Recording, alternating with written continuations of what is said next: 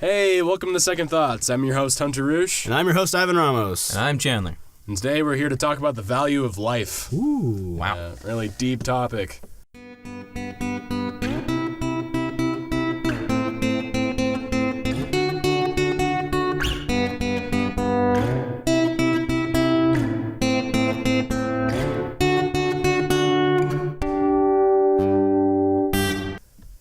All right, let's get started. Yeah, let's go.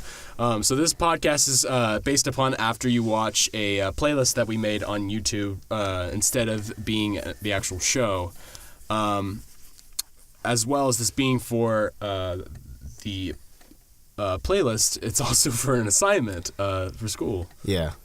But we're not doing this just for credit. We're doing it just because we like in-depth conversations about deep and not deep meaningful things. Yeah.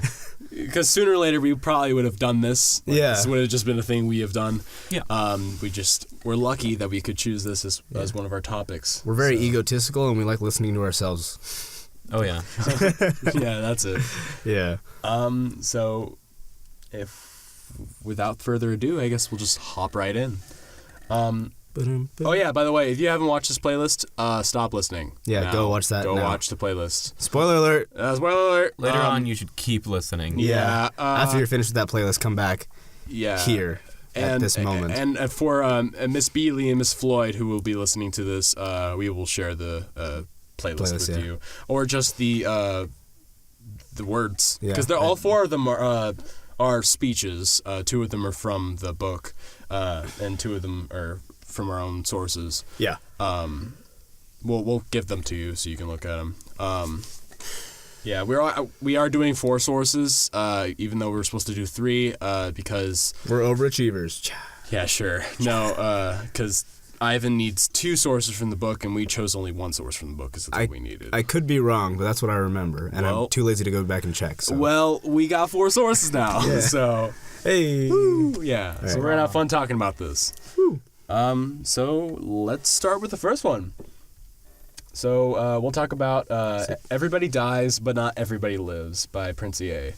I just gotta start off. I love Prince E.A. I've listened to a lot of his stuff. Oh yeah. It's awesome. Did you guys have anything you wanted to specifically talk about for them? For him?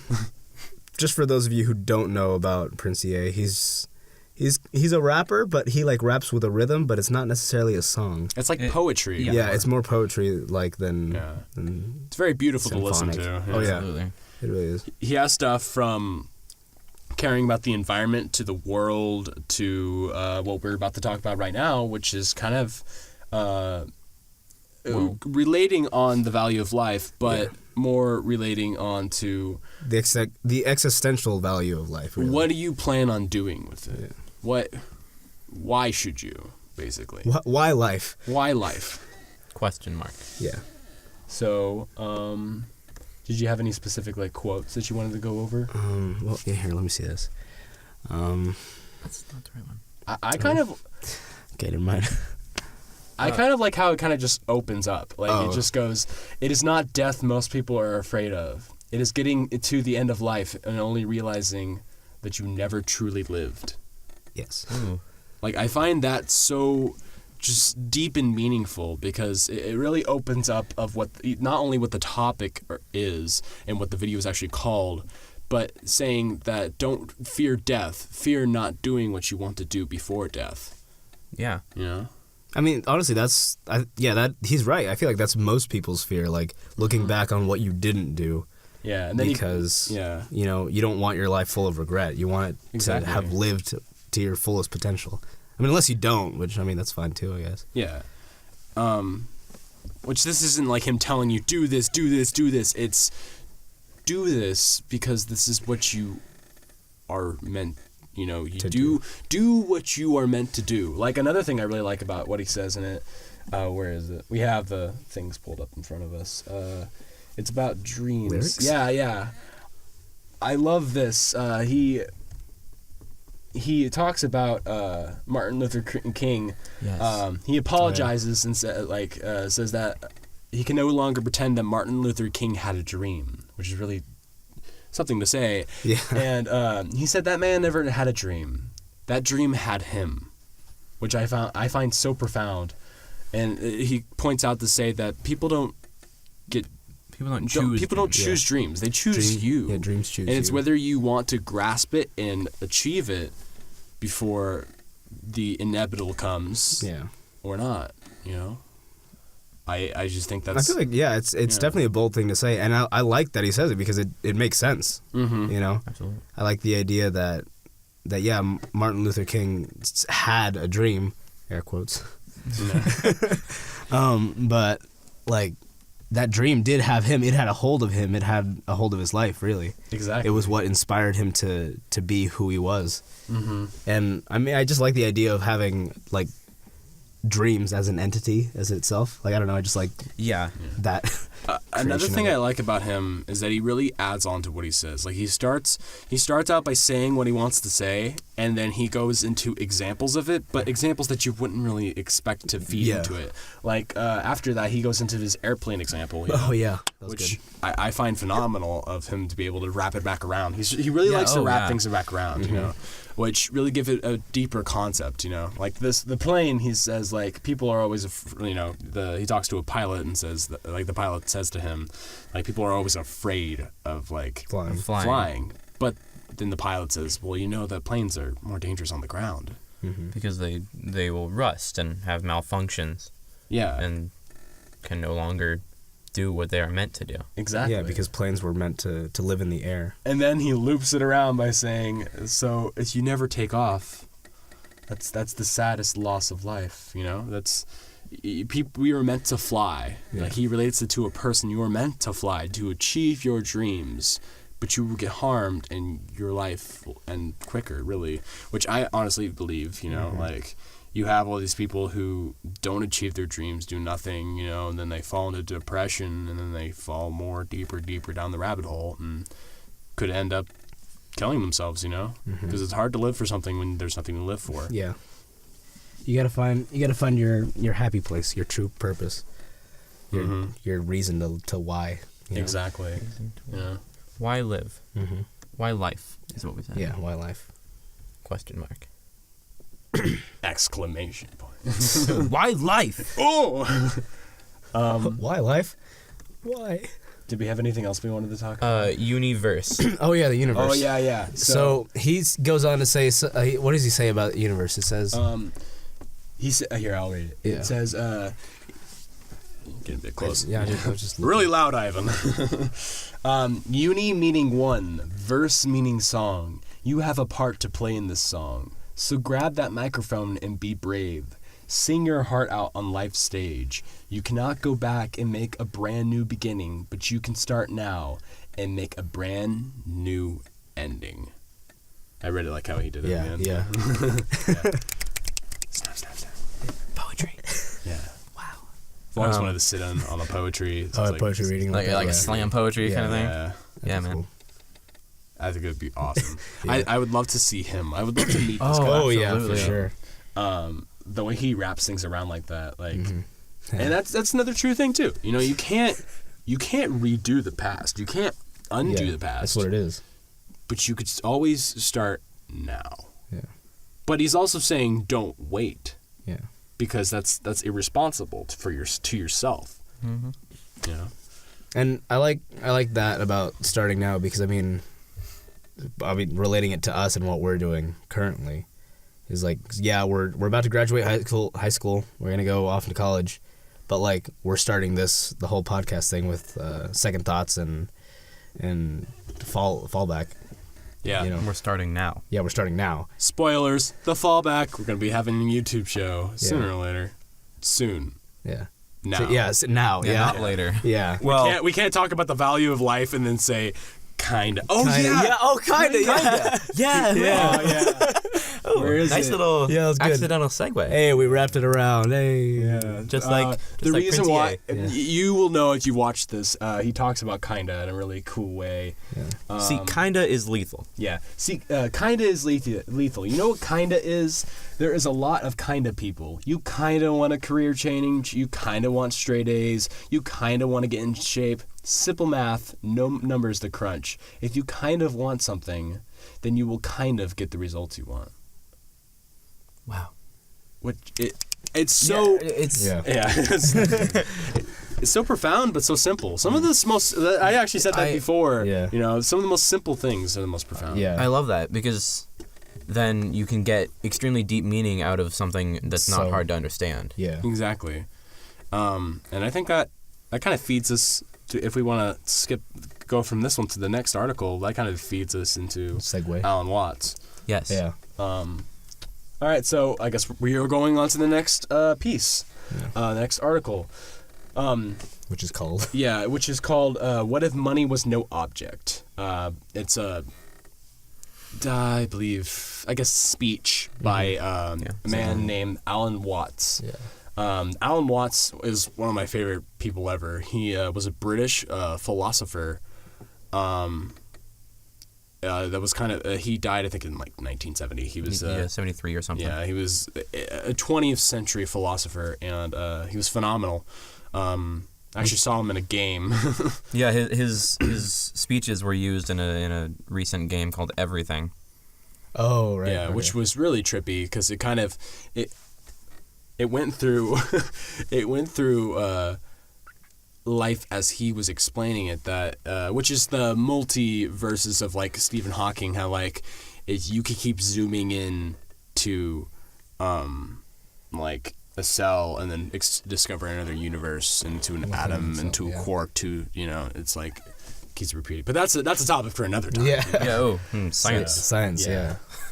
But the reason why I like thought it would be good for us to go to this is because he gives examples. Like that entire thing is like, it's kind of just like simple for be profound. Like it's kind of an easy thing to figure out. If you want to do something that you want to do, just imagine like you can just do it. Yeah, like don't like imagine that money wasn't like a barrier, you know? Like if you had that chance, what would you do? Yeah. You know? I guess technically if everything were free, you know. Yeah. Then what would you do? If you had complete freedom to do everything that you want. Exactly. I do most things. Yeah. All right. So this part of the excerpt is kind of long. Should I read it? Sure. Yeah. Let's go ahead. Just know that you should go listen to this because his voice is, I don't know, I like it. Phenomenal. These are very wonderful, and even if this wasn't like an assignment, which it is, but I don't say it wasn't. But it wasn't. I would strongly recommend to listen to these guys. Definitely life-changing. It's definitely beautiful. Yeah. I almost wish that Alan Watts was in the book, the ERWC. Yeah. I never called that.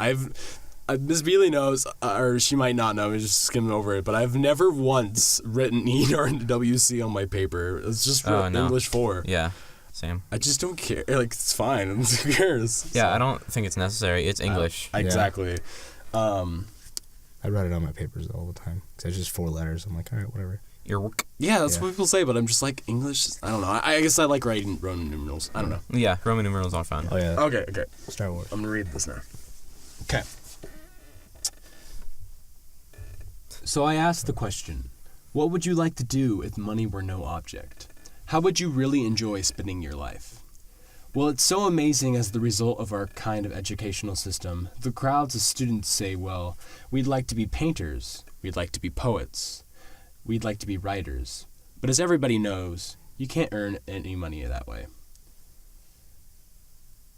So, I'll continue. Sorry. Or another person says, well, I'd like to live an outdoors life and ride horses. I said, you want to teach in a writing school. Jeez. Let's go with it. Let's go through with it. Jeez. What do you want to do? When we finally got down to something which the individual says he really wants to do, I say to him, you do that and forget the money. Because if you say that getting the money is the most important thing, you will spend your entire life completely wasting your time. And that's stupid. Yeah. As Alan Watts says. Yeah. He says, which is stupid. You know. This is actually really good too. I'll read this. Yeah, you'll be doing things you don't like doing in order to go on living that is going on to doing things you don't like doing. Which is stupid. He says it like that. It's beautiful. It might be a little lower pitch. Yeah. Yeah. But still. But that's so true. Like, why would you make money to do something, like, by doing something you don't like to do, to keep spending money on something you don't like to do, to keep doing it? It sounds kind of complicated, but also really simple. Yeah. Absolutely. I believe he later on says, why live a short life doing something you don't like? Right. Ah, yes, that's Or it's better to live a short life it's right here. doing something you don't like than to live a long life being miserable. Yeah. I'll read the actual quote. Better to have a short life that is full of what you like doing than a long life spent in the miserable way. I wasn't very far off. No, you weren't. You're That's close, actually good. Definitely one of my favorite quotes. I wish that was my senior quote. You got Tyler. I got Tyler Joseph, which I love. Which death inspires me. Oh, that's deep too. Oh, yeah. My senior quote: "Death inspires me like a dog inspires a rabbit." Which that's weird how that goes with this. It's from the song "Heavy Dirty Soul" by 21 Pilots. Yes. Yeah. This is a podcast. We gotta include the death inspires me like a dog inspires a rabbit, meaning to run, to keep going. Yeah. The dog chases a rabbit. It runs away. It keeps fighting. Going. Yeah, which is beautiful. I mean, you shouldn't necessarily be scared of death. You should just... But you shouldn't look for it. Yeah. Yeah. Don't be afraid of death, but don't go looking for it. I mean, unless you've got a thing with death. Yeah, I guess. Yeah. Do we want to move on? Possibly. Yeah. Okay. We can keep going on this, but do you guys have anything else you want to... I don't really know. I feel like we could just like analyze Heavy Dirty Soul because I just thought of like a few lines, like this in the second verse. I didn't understand anything you said. If I wouldn't have guessed it, I bet you're already dead. Mindless zombies walking around with a limp and a hunch, saying stuff like "You only live once," and then just that verse. You have one time to live, one time to shout. Well, it's one time to twist. One time to shout. Twist dance, yeah. Sorry. I don't know the words very well. You got one time to figure it out. One time to twist and one time to shout. One time to think, and I say we start now. Sing it with me if you know what I'm talking about. Death inspires me like a dog inspires a rabbit. Should we totally include that like as one of our sources? Why don't we put street poetry instead of Heavy Dirty Soul? Okay, so we're adding another source. So our source we're adding right now is a video. It's a rap. Yeah. It's very cool to listen to. We will add it onto the playlist at the end. It is the early draft of Heavy Dirty Soul. Yeah. It's called Street Poetry, just by Tyler Joseph. Yeah, and Tyler Joseph is the lead singer 21 Pilots. For 21 Pilots, which you probably have heard of them. They've been all over the radio. They've had, in the last half a year, they've had 4 songs on the top charts, which is pretty amazing. Yeah. So, I'm going to add him. You're an Adam? You're many Adams. See, we went there. Like, you're an Adam? I thought your name was Hunter. We will not watch it right now, obviously, but I'll just have it up so we can look at it. But yeah, I mean, we talked about it, so... Do we want to move on to Hamlet? Let's move on to Hamlet, yeah. All right. Love Hamlet. I love Shakespeare. I love Shakespeare. I love Shakespeare. Billy Shakes. You got to like sometimes I'm weird. I'll just read Shakespeare. I'm weird. I don't have anything just to read. I personally am not the biggest fan of Shakespeare. It depends on the thing. Yeah, the topic of. Sometimes it just gets old to me. Yeah, it also can be very hard to define. What I find beautiful is his arithmetic, how he is able to put syllables into each line. Yes, and how he was able to do this kind of what? Isn't arithmetic math? I don't Iambic pentameter. Yeah. Yeah. Which is beautiful how he's able to fit, like, what is it, 12? 10. It's 10 and, like, 8. Yeah, it's like, she went to the house where she said, where she saw her mom, you know. Yeah. That kind of thing, which you guys are English teachers, so you know. To be or not to be, that is the question. I don't know. I think it's 12. To be. That's 11. To be, that is the question. Yeah. It's so maybe Hamlet's not written in iambic pentameter. I'm pretty sure it is. Whether 'tis nobler to, or in the mind to suffer. It's 11 That's again. 11. Is it 11? No. The slings and arrows of outrageous fortune. Maybe he just did 11 for this You know, one play. you could do. I think Tamrid allows you to do that if you just do Like similar, a section of it, Yeah. too. I think most of the time it's just 10. We'll see. We don't know. You guys We're know. not Shakespearean experts. Yeah. We're not English teachers. But I do find it You are. beautiful. What? Oh, I was like, Yeah, you guys no, are. I'm not. Like, they are. Yeah, Probably. I do certainly find it beautiful, and the fact that he was able to do this with all of his plays in 20 years, and he's written 40 plays, is mind-boggling. Yeah, it's definitely Oh, yeah. So, lots of works of art. without further ado, I guess we'll just dive right into this. Dive. Just dive. What is die, you know? This soliloquy from Act 3, Scene 1 is the single most famous speech in Hamlet, and probably in all of dramatic history. Wow. Yeah. Yeah. Yeah. Just so you guys know, we are using a website to kind of look at this and glance at them, which is a very cool website.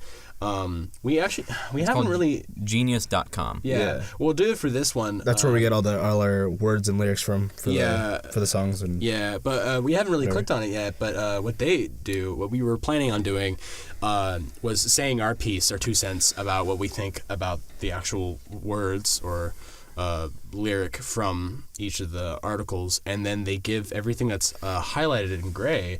You can click on again to give their meaning of what they think it means, which is really interesting. We haven't done it for any of them. We'll probably do it for this one because Shakespeare can be a bit harder to explain. It's a bit more embedded. We'll put it into our words first, and then we'll click on theirs, and I'll read theirs. And in this case, it seems as though the entire thing is highlighted in gray. So. Because I guess a lot of Shakespeare is not understandable to people, so they decided, let's just define it all. So I mean, they have it in the reader too. They've got they do have some similes and stuff for words that they don't know. It's footnotes. What's the one that means dagger? I'm hooked on a myth. Start with a B. Bodkin. Bodkin. Bodkin. Yeah. Steve so Jobs. what are you doing? I'm He's looking for. Oh, okay. for Hamlet. So I'll read this one I really like. To sleep, perchance to dream. There's the rub. For in that death. Wait. Oh yeah. I was rubbed when rubbed. That sounds weird, but Yeah, don't worry about it. Yeah. I'll read it. Okay, so for that in death. For in that death. Jeez. Okay, For in to that For in that sleep of death, what dreams may come when we have shuffled off this mortal coil. Must give us pause. So, what do you guys think of that? Coil means life in this. Wow. That's okay. Yeah. Rub is for problem. Yeah. Issue. There's And the problem. A is for I. Yes. Yeah. I think we can figure that. To sleep. Especially because it's it's not supposed to be pronounced A. It's supposed to be pronounced I. Yeah, I know, but you pronounced it A So, the first time. I know because I was having some trouble anyways. To dream. There's the problem. For in that sleep of death, what dreams may come. Sleep of death. Yeah. Perchance to dream. So to sleep, rather to dream. Is an issue. For in that sleep of death, what dreams may come when we have shuffled off this mortal coil. Which I believe this means. It's kind of like rubber bands. Is it? Yeah, like we wrote a song called Rubber Bands. Yeah, we wrote a song called Rubber Bands. But one of the verses it says, why do people try to end their dreams with more sleep? Oh yeah, so it says, I love that. As I sit, it dawns on me, why do people try to end their dreams with more sleep? As it burns our eyes, agony is our own demise. Mm-hmm. Which that one's more about suicide. Yeah. Why would you? Why? Why would you kill yourself or put yourself to sleep to dream more? Which this actually relates to this too, because I was thinking, what he's saying by saying, "For in that sleep of death, what dreams may come when we shuffled off this mortal coil," is if you're on your deathbed and you have all these things that you wish that you've done. That's what you're gonna end up dreaming about. That's in death. Yeah. All the things that you weren't able to do, or that you didn't do. All your regrets, really, which sucks. Yeah. Very much what Prince EA was talking about. Yeah. Exactly. And I love how these all tie together. You know? Yeah, oh yeah. Bam, bringing it all around. Bam. They're Star Wars. And that's one reason I really like. I just realized what you did there. And that's one reason I really just I like Shakespeare, because because I love history. I love history so much. As do I. And to tie yourself into this and be able to sit there as if you were Shakespeare and sit at his desk and write this. He was probably by himself. It was probably nighttime, maybe, with a candle, and he was writing this. And I wonder what he was thinking, because he did have like suicidal thoughts and stuff. I mean, most writers do, you know. And during this, you could see him probably psyching himself out and saying, he's having his own. There's the rub. I cannot kill myself because there are things I have not done. The reason why I'm killing myself is because I cannot do those things. But basically, can be definitely defeated by the unstoppable power of I can. Mm-hmm. I didn't make that up. I didn't make that up. I wish I did. A man named oh shoot, I shouldn't quote people and not know what their names are. Good job. Hold on. A man did. A man came up with that. No. Yeah. I'll find it. A man. Just keep talking. Duh. Don't make fun of me though. Keep talking. We're not making fun. I was just saying a man. Duh. Roger Crawford. That's what it is. Oh, there you go. Roger Crawford is an amazing man. I actually got to meet him. And you didn't know his name? No. I just. Sorry. I just forgot for a second. Yeah. Well, because I kept thinking of Steve Rogers, which obviously isn't it. There's a quote Steve from Rogers, Captain America. fought in the World War I. Yeah. Anyways, so Roger Crawford is. No, he didn't. He's fictional. Roger Crawford is real. Steve Rogers isn't. Yeah. Roger Crawford is a disabled, one of the best fairly good tennis player.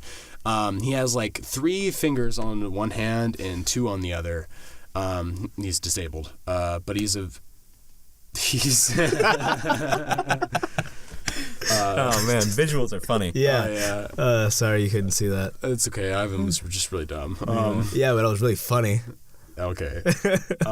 Anyways, Roger Crawford gives public talks, basically, of how you can accomplish your dreams even though you might be disabled, maybe mentally or physically, as he is physically, and be great, you know? So, okay. Guess we'll do that. Yeah. So now that we've defined what we think... Perchance to dream. Yeah, we shall click on it and see what they think. You're right, it does get hot in here. Yeah. I didn't realize that. My feet are still kind of cold. Ah, you're really close. Yeah. So You want to just read that? Yeah, sure. This is for to sleep, perchance to dream. There's the rub. For in that sleep of death, what dreams may come. What they think is, as with any deal that seems too good to be true, Hamlet finds the catch, the rub that comes with suicide solution, which is actually what we were talking about. Yeah. It's as though he's saying, let's say death is a sort of sleep. Even so, it doesn't represent escape from suffering of existence. Sleep always brings the possibility of unknown dreams. What if those dreams turn out to be nightmares, horrors exceeded from the life he was trying to escape? Regret. Yeah. I was like, it doesn't say regret. No, yeah, I know, but like, I skipped a word. Hamlet was admitted in 2.2 that he suffers from bad dreams, so his fear of death as the ultimate nightmare is a visceral one. Jeez. What dreams may come provided the title for the widely spread pan 1998 Robin Williams movie about which the is afterlife. Ironic. And then there's a picture of what dreams may come. Yeah. Starring Robin Williams and Cuba Gooding Jr. Yeah. I've never seen it. I haven't either. No, Sounds me neither. interesting. Yeah, let's watch it right now. Yeah. So that only covered the first part of it. What is that snake thing? Shuffle. It covered most of it. It covered all of it. This is just explaining coil, why coils means what is the mortal coil? A coil is like a snake coiling around something, taking the life away from it. So that's kind of neat. Oh, this mortal coil. That's cool, actually. Yeah. It's like the bustle of turmoil of life. That's kind of what it is. So. Mm-hmm. What does it say? Tumult? To what? Means noise or tumult. Yeah, where coil means noise or tumult, shuffling. For Claudius is a verb for mortal trickery. There's no shuffling here. he yearningly says of a heaven in which he neither believes nor disbelieves. Yeah, it's really neat. I like that a lot. Yeah. Oh yeah. Mm-hmm. Okay. You want to move on to Steve Jobs? Yeah, I was gonna say. Yeah, like, speaking about heaven, because he does mention it in there. He does. That's right. Yeah. He's like, even people who want to go to heaven don't want to die to get there. Exactly. Yeah. So, do you want to talk about your paragraph that you really like? Or do you want to talk about the heaven thing? Actually give me the heaven thing first, and then I'll slightly move. Okay, too close. Yeah. Sit down. I can't see it. Just talk about the paragraph. Okay. Right now. So, let's see. Gotta pull it up. Right here. Okay. Oh, I love that. So I was reading this the other day because it's an article in the Reader, and would you say what it's called? Yeah. Oh, what is it called? Well, it's called something else in the book. In the book, but it's his commencement address for the Stanford University class of 2005. In the book it's called "You've Got to Find What You Love." Jobs says. Yeah, which is really lame. Yeah, it's just kind of a quote. But yeah, it's just a speech, and I wouldn't say it's lame, because it's a good quote. Oh, no, it is. It completely encaptures what he's saying. Yeah, no. Yeah, I'm not saying it's lame. Yeah, it's just not a good title. The main thing that I took from that article was when he says, "Your time is limited, so don't waste it living someone else's life. Don't be trapped by dogma, which is living with the results of other people's thinking. Don't let the noise of others' opinions drown out your own inner voice. And most important, have the courage to follow your heart and intuition. They somehow already know what you truly want to become. Everything else is secondary." Which I find that really beautiful. How he's really pointing out that live your own life and live it to the fullest. Yeah, you know? Don't be a copycat. Be your own thing. Mm-hmm. You know. But like also, he's saying I like the part where he says like, have the courage to follow your heart and intuition. They somehow already know what you truly want to become, which I like because it feels like it's giving you like an ultimate sense of purpose, you know? Mm-hmm. Like ultimately you already know what you're going to become, but you don't really know it yet. Yeah, and that kind of feeds into another quote that I really like. It's again, you can't connect the dots looking forward. You can only connect them looking backwards. So you have to trust that the dots will somehow connect in your future. You have to trust in something, your gut, destiny, life, karma, whatever. Because believing that the dots will connect down the road will give you the confidence to follow your heart, even when it leads you off the well-worn path, and that will make all the difference. Yeah. Which is also just really profound because it can really mean for a lot of things. You cannot ponder about the past. You cannot mourn about the past. You can, as it will relate to your future, you must live in the present and just trust that those dots will connect together. By trusting in those dots, you, as a result, you ultimately put the believe confidence in yourself. And what? You ultimately believe in yourself. Yeah, really. you ultimately believe in yourself by believing in those dots. Mm-hmm. Therefore, putting your mind into a confident set that you will achieve where those dots should be connected. And then, okay, so when we listened to that today, because I just read it, but we listened to it today, and I was thinking about it, like a visual of the dots. So you know how it's all about perspective, you know. Mm-hmm. So if you're looking at it from a timeline point of view, if you look at all the dots where they are, they could be mixed matched, and one's up here, one's down here, you know, to the left, to the right, or whatever. Mm-hmm. But then from that point of view, it doesn't look like anything. But if you look back, if you're looking back at the dots, say from where you are currently, and you turn around and you don't look at it from that timeline point of view, mm-hmm. you know, where you're looking at it in the first person, mm-hmm. you can see all the dots from your past, but from your perspective now looking back, it forms a picture, you know. Mm-hmm. So I just thought of just that as a nice visual, I guess. Oh, so it's once a year you put a line or something on a picture, and then you just keep going and going until 40 years pass, and you don't know what that line's going to be. You don't know if it's going to be a picture of a bird, a tree, you know, kind of thing like that. And you look back, and weird examples, but you just look back, and then that's the picture of your life, really. Yeah. Which I don't know. I like that visual of the connecting the dots. You can't know what your life will look like until you reach the end of your life. Yeah. Oh yeah. I want to take it back just a little bit. What does your paragraph that you like, what does it describe dogma as?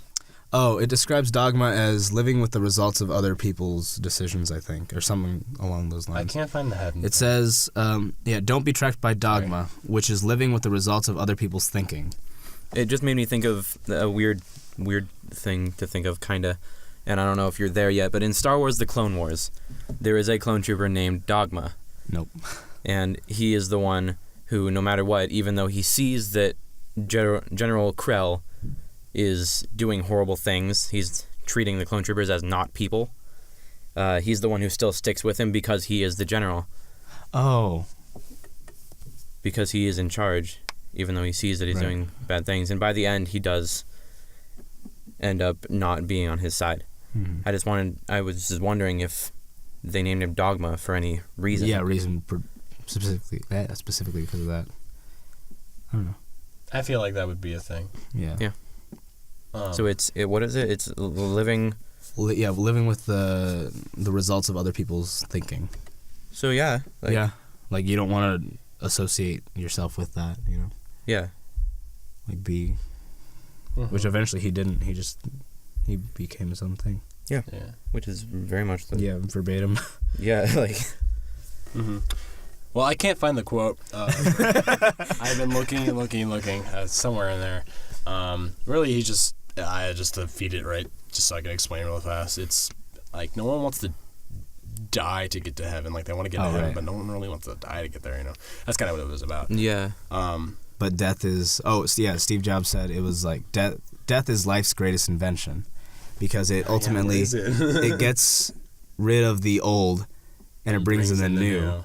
And he says to the students who are graduating, he's like, right now you are the new, but eventually you will become the old, and you'll be restocked, basically. Yeah. And he's like, not meaning to get any deep or anything. Yeah. But. Well, yeah, he's like, not to be sorry about being so dramatic, but I like found it. But it's like I feel like it was necessary, really. Like it's just a good delivery of the whole thing, trying to get his point across. I'll read it because it's right here. Yeah. No one wants to die. Even people who want to go to heaven don't want to die to get there. And yet, death is the destination we all share. No one has ever escaped it, and that is it should be. Because death is very likely the single best invention of life. It is life's changing agent. It clears out the old to make way for the new. Right now, the new is you, but someday, not too long from now, you will gradually become the old and be cleared away. Sorry to get so dramatic, but it's quite true. Yeah. Well, the way that he says it, it's quite true. Yeah. It's just a very profound statement, you know? Oh, yeah. The way he's able to know, he is in his mindset. Like another thing he talks about is how he faces every day himself and looks himself in the mirror and says, if this was the day I die, is this what I want to do today? And after a couple of days, if it's no, like every day, then he changes something because something's not right. Yeah. You know, he changes what he does, you know. And he also loves how he cherishes these things, you know. Go to the bottom paragraph. I think it's like the last two paragraphs, I think. You know, about the stay hungry, stay foolish. Yeah. Right here. So, I feel like this relates back to it, like the whole idea of life, really. Just like, you know, how to like live it out like to its fullest potential. But so Steve Jobs starts talking about what is it? An old. Do you want me to read it? Yeah, read it. Go ahead. Okay. From where? On the back of the cover of their final issue was a photograph of an early morning country road, the kind you might find yourself hitchhiking on if you were so adventurous. Beneath it were the words, "Stay hungry, stay foolish." It was their farewell message as they signed off. Stay hungry, stay foolish. And I've always wished for that for myself. And now, as for you, graduate to begin anew, I wish that for you. Stay hungry, stay foolish. Thank you all very much. Mic drop. He didn't drop them. But yeah, like I don't know, like the stay hungry and stay foolish like got to me more, like it's not more than the other quote thing, but quote. Yeah. But like I don't know, it just stuck with me as well. Like it's a good sign off line, I guess. But like stay hungry, stay foolish. Because so basically what that the whole Earth catalog like embodied was just nature itself and the beauty of everything, the beauty of life, really. The value of life. The value of life. But more like the naturalistic view of it all. And when they eventually retired, when it had run its course, then they ended with "Stay hungry, stay foolish." Yeah, and it's just a very profound thing, to be able to say something like that. Yeah. And to wrap it all up, the way that we look at life and interpret it is profound in every way. But in order to look at life in a profound way, you must want to achieve what you want to achieve. I don't know if that makes sense, but I gotcha. Yeah, I feel like you have to think more big picture than little picture. Yeah, or else if you look at life little picture, then what's there really to look forward to? Exactly. Yeah. As everybody dies, but not everybody lives. So, Prince EA. Yeah. All right. Well, this was a good talk. Yeah. This is really fun. I'm glad to... Let's do this again sometime. Yeah, I'm glad. So thank you for listening in on Second Thoughts. Yep. I've been Hunter Reusche, your host. And I'm your host, Ivan Ramos. And I'm Chandler. Stay hungry, stay foolish. Amen and amen. Goodbye. See ya.